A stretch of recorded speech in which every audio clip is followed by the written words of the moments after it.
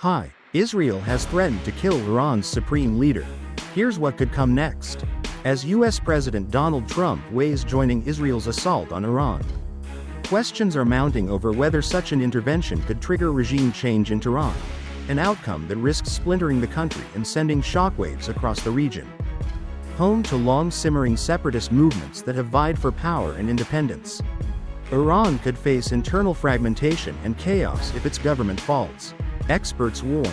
After reportedly rejecting an Israeli plan to kill Ayatollah Ali Khamenei, Trump stated this week that Iran's supreme leader is an easy target. We know exactly where the so-called supreme leader is hiding. Trump wrote in a Truth Social post on Tuesday.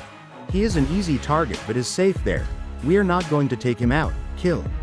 At least not for now. Israeli Prime Minister Benjamin Netanyahu has not ruled out targeting Khamenei either, saying that the death of the supreme leader is not going to escalate the conflict. It's going to end the conflict.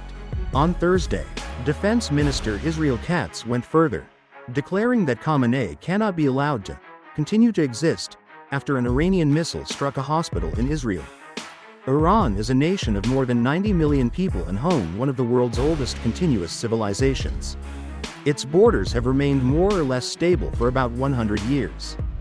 The Islamic Republic has managed to preserve those frontiers despite a diverse population of ethnic and religious groups, many of whom have sought autonomy at various points.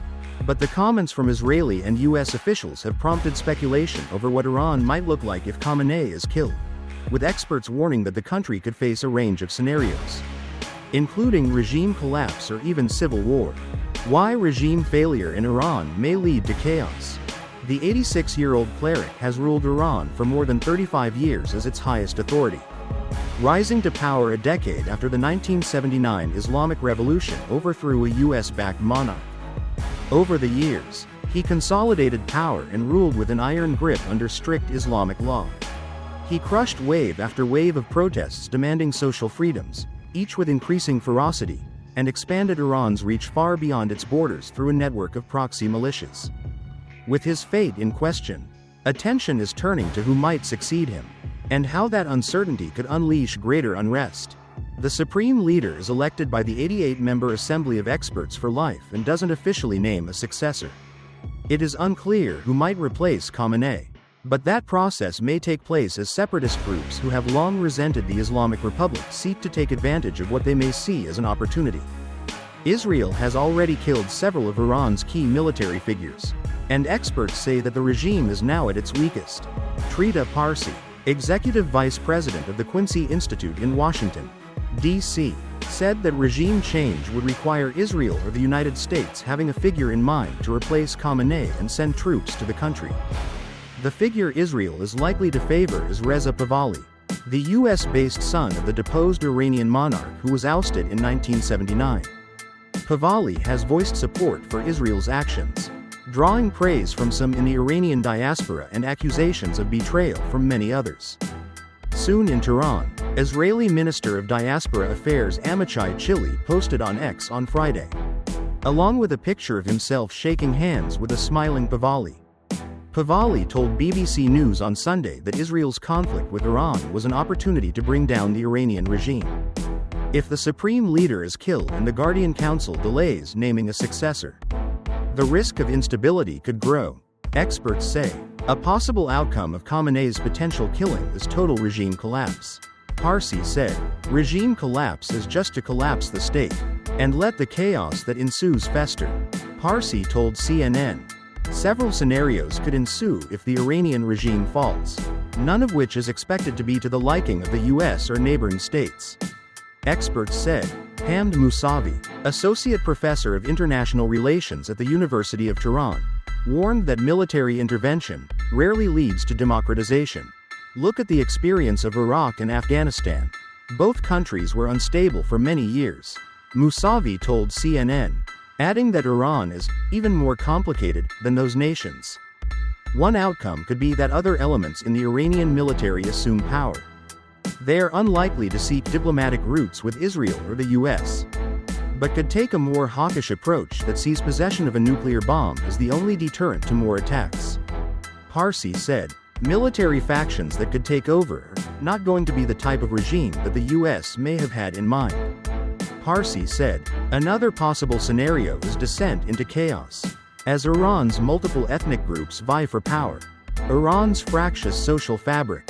Iran has a diverse population, including Persians, Azeris, Arabs, Baloch and Kurds. Under Khamenei's decades-long rule, the Islamic Republic largely managed to contain civil and ethnic unrest. Despite the mistreatment faced by some groups, minorities faced discrimination in their access to education, employment, adequate housing and political office. According to Amnesty International last year, continued underinvestment in regions populated by ethnic minorities exacerbated poverty and marginalization. It said, Azeris make up around 16% of Iran's overall population. According to Minority Rights Group, the Shiite group is the largest and most well-integrated minority in the Islamic Republic but has nonetheless faced inequity. Arabs constitute up to 4 million people, and they have also been subjected to marginalization over the years. Group of tribes speaking the Balochi language. The Baloch people make up nearly 5 million of Iran's population. The predominantly Sunni group extends into neighboring Pakistan and Afghanistan, raising the possibility of separatist conflict spilling over the borders. The Army of Justice organization, a Baloch Sunni militant group, has shown support for Israel's strikes on Iran, saying in a statement, "It is clear that the current attack is not on Iran, but on the Velayat-e-Faqih ruling regime. It is God's will that the ground has been prepared for us, the people of Iran, to make the best use of this vacuum." Kurds make up some 10% of Iran's population and are mostly settled along the borders with Iraq and Turkey. They have been subject to deep-rooted discrimination, Amnesty said.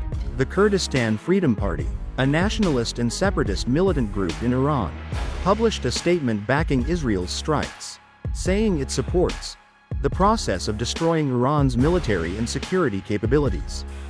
A Kurdish rebellion in Iran would also be a major concern for neighboring Iraq and Turkey, both of which have large Kurdish minorities that have sought independence. Another exiled group that has garnered support from U.S. conservatives is the Mujahideen-e-Khalq, MEK, a shadowy dissident group that was once a U.S.-designated terrorist organization but today counts prominent anti-Iran politicians as key allies. Iran accuses it of terrorism, saying it carried out a series of attacks in the 1980s. The MEK denies those charges. It is one of the best organized opposition groups confronting the Islamic Republic.